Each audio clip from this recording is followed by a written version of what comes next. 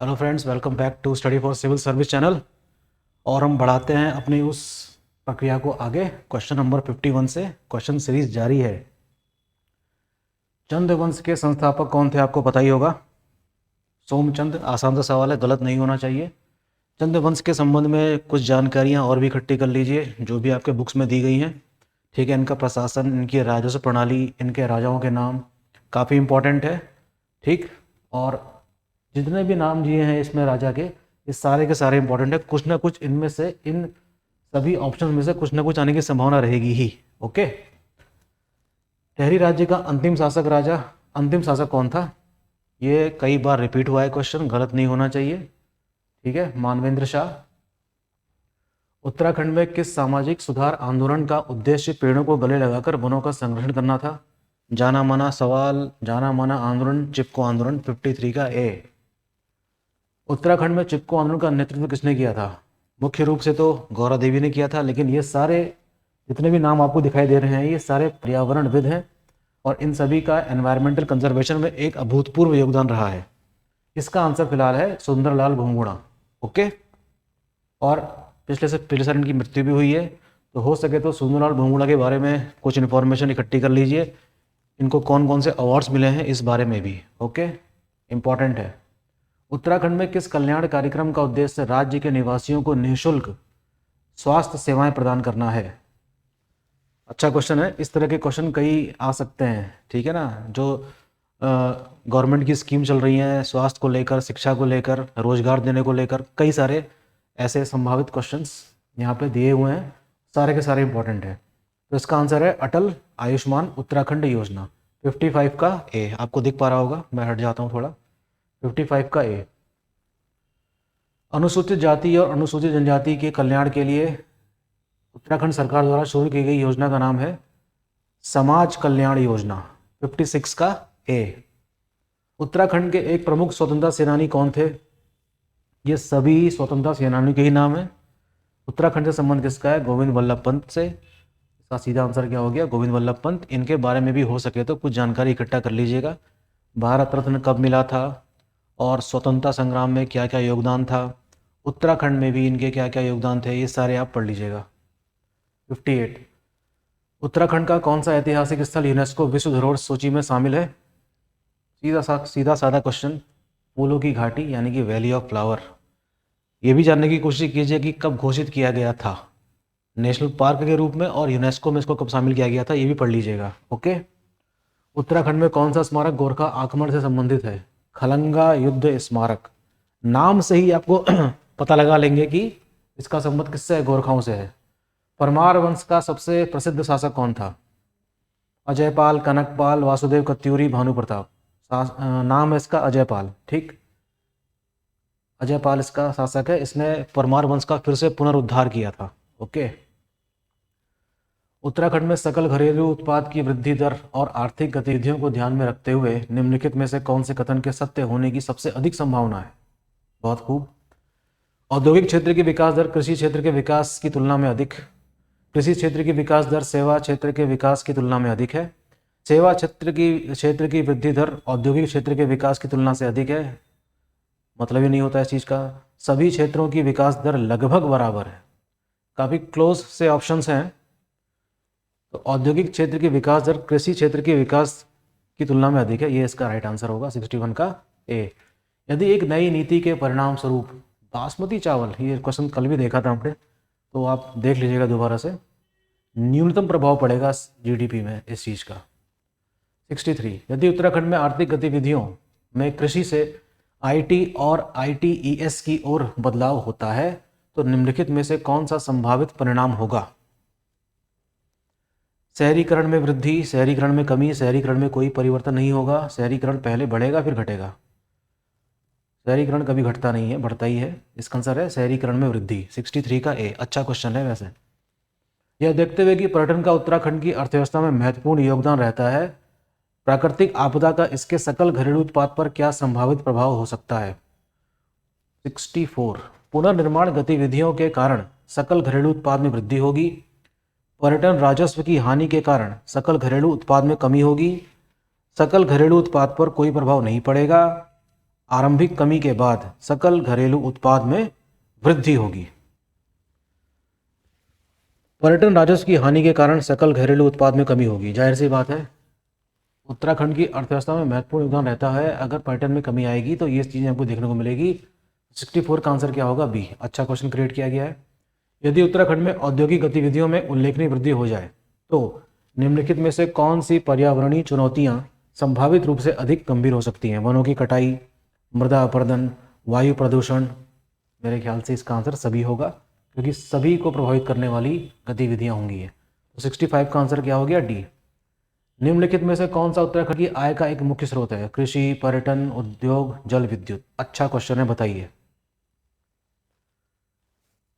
पर्यटन होगा इसका आंसर, ठीक। 66 का बी। उत्तराखंड में उगाई जाने वाली प्राथमिक फसल कौन सी है? इसमें मुझे थोड़ा डाउट है। इसका आंसर संभवतः या तो मक्का या तो गेहूं है। मैं इसका आंसर मानूंगा गेहूं। 67 का बी। उत्तराखंड की कौन सी नदी अपनी जल विद्युत क्षमता के लिए जानी जाती है? भागीरथी। आप जानते हैं भागीरथी और भिलंगना के तट पर, संगम पर गणेश प्रयाग अर्थात टेहरी जहाँ पर है, वहाँ पर बहुत बड़ा डैम है और वो टेहरी बांध परियोजना है। आपको पता ही है इसके बारे में। इसका आंसर क्या हो गया?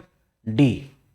69। निम्नलिखित में से कौन सा खनिज उत्तराखंड प्रचुर मात्रा में पाया जाता है? सोना, तांबा, चूना पत्थर और लोहा। चूना पत्थर यानी कि लाइमस्टोन इसका राइट आंसर है। 69 का सी। उत्तराखंड में पाए जाने वाले मुख्य प्रकार के वन कौन से हैं? पर्णपाती वन, वर्षा वन, एल्पाइन वन या मैंग्रोव वन। मैंग्रोव वन यहाँ एक भी नहीं है, तो इसका आंसर हो ही नहीं सकता। वर्षा वन तो खैर वेस्टर्न घाट वाले इलाके में है। पर्णपाती वन यानी कि कॉनिफेरस फॉरेस्ट, ये हमको देखने को मिलेंगे आपके मध्य प्रदेश वाले इलाके में। तो इसका आंसर होना चाहिए एल्पाइन फॉरेस्ट। पहाड़ में आप जब जाएंगे ऊंचाई की तरफ तो इस प्रकार के वन आपको देखने को मिलेंगे। अच्छा क्वेश्चन है। 70 का सी। निम्नलिखित में से कौन सा एक अंतर्जात बल का उदाहरण है? बहुत ही शानदार क्वेश्चन ज्योग्राफी का। ये एंडोजेनेटिक फोर्स से पूछा गया है। ज्वालामुखी, कटाव, अपक्षय, पवन क्रिया। इसका आंसर है ज्वालामुखी। ज्वालामुखी एंडोजेनेटिक फोर्स का एग्जाम्पल है और भूकंप भी एंडोजेनेटिक फोर्स का एग्जाम्पल है। ये सारे कौन से एग्जाम्पल हैं? कटाव, अपक्षय और पवन क्रिया। ये बाह्य जाति बल का है, अर्थात एटमॉस्फेयर से लगने वाला बल। 72। प्लेट टेक्टोनिक का सिद्धांत निम्नलिखित में से किसके निर्माण की व्याख्या करता है? सभी की करता है ना। पर्वत श्रृंखला, महासागरीय खाइयाँ, भूकंप, सारी चीज़ों की करता है ये प्लेट टेक्टोनिक थ्योरी, जो 1970s में डेवलप हुई थी। ये थ्योरी जब डेवलप हुई थी बहुत सारे राजों से पर्दा उठना शुरू हुआ पृथ्वी की आंतरिक संरचना के बारे में भी, ठीक। 73। कोप्पन का वर्गीकरण का संबंध किससे है? जलवायु से। बहुत ही आसान क्वेश्चन, वर्ल्ड ज्योग्राफी का क्वेश्चन है, हो सकता है ना आए क्योंकि आपके सिलेबस में ये नहीं है, फिर भी रिवीजन किया जा सकता है। आइसोस्टेसिस शब्द का संबंध किससे है? पृथ्वी का चुंबकीय क्षेत्र से, स्थलमंडल के संतुलन का एस्थनोस्फेयर पर टिके होने से, समुद्र तल के फैलाव से, चट्टानों के वलन से। इनमें से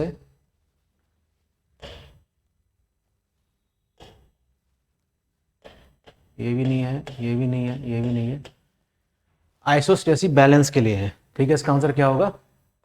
इसको लेकर भी कई सारी थ्योरीज दी गई हैं।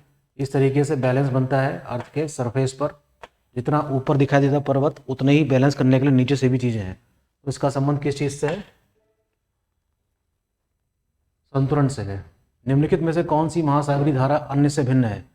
गल्फ स्ट्रीम गर्म है, लेब्राडोर, कैनरी, कुरोशिवो। लेब्राडोर क्योंकि ठंडी है। इसका आंसर क्या होगा? बी। 76। निम्नलिखित में से कौन सा मानव भूगोल में मौलिक दृष्टिकोण का एक हिस्सा नहीं है?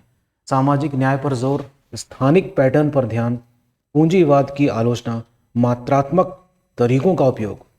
अच्छा क्वेश्चन, शानदार। Use of quantitative methods. The following is not a part of the radical approach in human geography. मात्रात्मक तरीकों का उपयोग इसका नहीं है। भूगोल में द्विभाजन की अवधारणा का तात्पर्य किससे है? भौगोलिक घटनाओं का द्विआधारी विपरीत में विभाजन, विभिन्न भौगोलिक घटनाओं के संश्लेषण यानी कि सिंथेसिस, स्थानिक पैटर्न का विश्लेषण। ये तो ह्यूमन ज्योग्राफी का क्वेश्चन लग रहा है मेरे को, ठीक है। ऐसे क्वेश्चन नहीं आएंगे, मैं इससे आगे बढ़ जाता हूँ, छोड़िए। निम्नलिखित में से कौन सा विश्व आर्थिक विकास का माप नहीं है? सकल घरेलू उत्पाद, मानव विकास सूचकांक यानी कि HDI, गिनी कॉफिशिएंट या कुल प्रजनन दर। फर्टिलिटी रेट का इन सब चीज़ों से कोई मतलब नहीं होना चाहिए विश्व आर्थिक विकास से, ठीक है।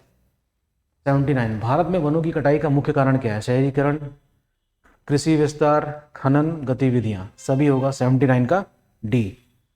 सतत विकास का मुख्य उद्देश्य क्या है? यानी कि सस्टेनेबल डेवलपमेंट का आर्थिक विकास, सामाजिक विकास, पर्यावरण संरक्षण, ये सभी हैं, है ना। इंपॉर्टेंट कॉन्सेप्ट है ये।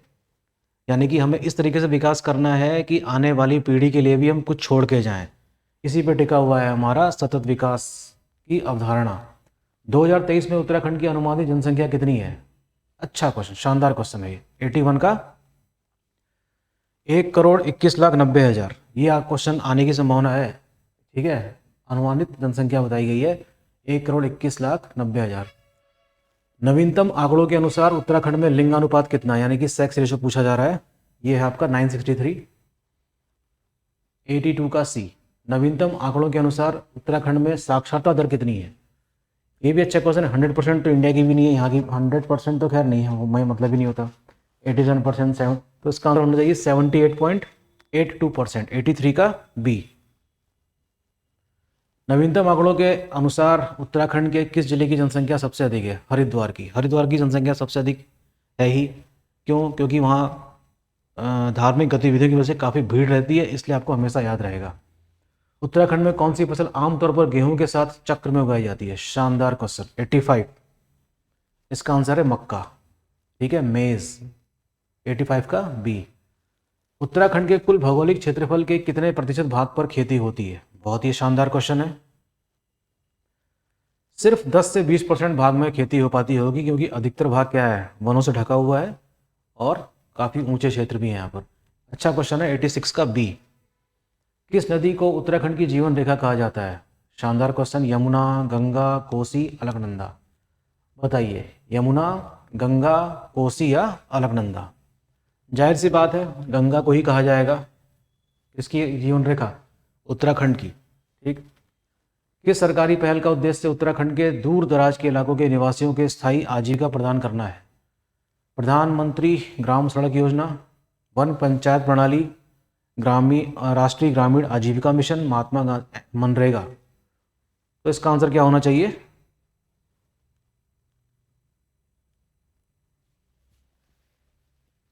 दूर दराज के इलाके में निवासियों को स्थायी आजीविका, स्थायी आजीविका,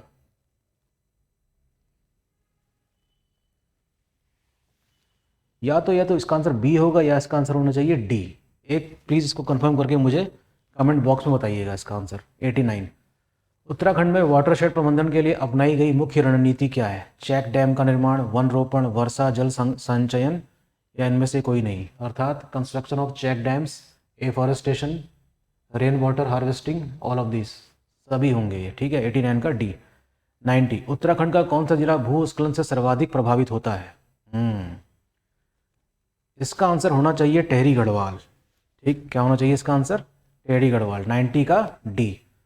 उत्तराखंड के पौड़ी के जिलाधिकारी कौन हैं? उन्होंने हरिद्वार से श्रीनगर तक, वेरी गुड क्वेश्चन, श्रीनगर तक वैकल्पिक मार्ग के लिए 3 प्रस्तावों की घोषणा करी है। अच्छा क्वेश्चन, शानदार क्वेश्चन, उन्होंने कुछ जरूर योगदान दिया होगा तभी ये क्वेश्चन बनाया गया है कि उत्तराखंड के पौड़ी के जिलाधिकारी कौन है जिन्होंने हरिद्वार से श्रीनगर तक वैकल्पिक मार्ग के 3 प्रस्तावों की घोषणा करी है? 91 का बी, आशीष चौहान, याद रखेंगे नाम।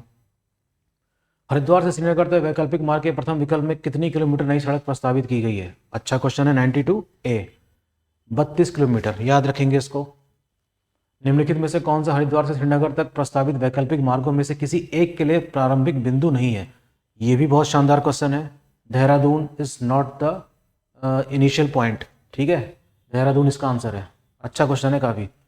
लोक भाषाओं के लेखकों के लिए उत्तराखंड साहित्य गौरव सम्मान पुरस्कार की घोषणा किसने की है? बहुत अच्छा क्वेश्चन, 94 का बी, पुष्कर सिंह धामी ने करी है। समझ लीजिएगा कि उत्तराखंड साहित्य गौरव सम्मान, इसके बारे में थोड़ा सा देख लीजिएगा। सड़क पर रहने वाले बच्चों से संबंधित नीति का मसौदा तैयार करने के लिए उत्तराखंड ने किस आयोग के निर्देशों का पालन किया?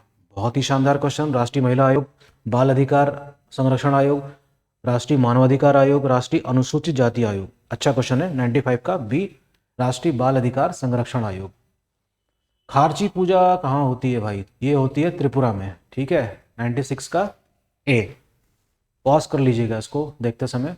किस देश ने पूर्वव्यापी प्रभाव से सांसदों की अयोग्यता को 5 साल तक सीमित करने के उद्देश्य से अपने चुनाव अधिनियम में संशोधन किया है? श्रीलंका, भारत, पाकिस्तान, म्यांमार। अच्छा क्वेश्चन है, पाकिस्तान इसका आंसर।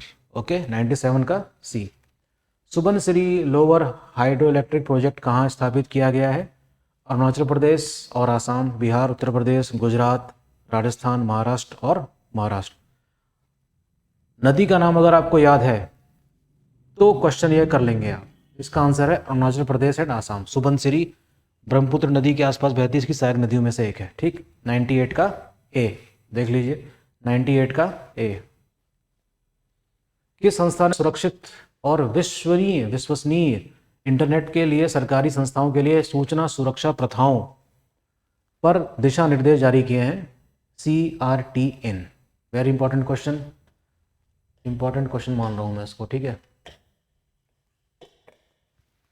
CERTN। Last question 100। किस शहर ने स्टार्टअप 20 शिखर सम्मेलन की मेजबानी करी? स्टार्टअप 20 शिखर, एक ही शब्द होना चाहिए इसमें, ठीक है ना। तो इसका आंसर होगा गांधीनगर। 100 का सी। G20 के बारे में जो इन्फॉर्मेशन इकट्ठी हो सकती है कीजिए, क्योंकि उत्तराखंड में भी इसका कई जगह कॉन्फ्रेंसेस और बैठकें हुई थी, और हो सके तो और भी ज़्यादा करंट इवेंट को शामिल कर लिया अपनी स्टडीज़ में। होपफुली आपका एग्ज़ाम क्लियर हो जाएगा। और स्टडी फॉर सिविल सर्विस के जो ये टेस्ट सीरीज़ है, ये सिर्फ 99 रुपये में अवेलेबल है। आप उन व्हाट्सएप पे कॉल कर सकते हैं, मैसेज कर सकते हैं। आपको 99 रुपये में 10 टेस्ट सीरीज मिलेंगी with solution and explanation. Okay, मिलते हैं जल्दी कल, और अपनी पढ़ाई जारी रखिए। बहुत ही कम दिन रह गए हैं, ठीक है। All the best, thank you.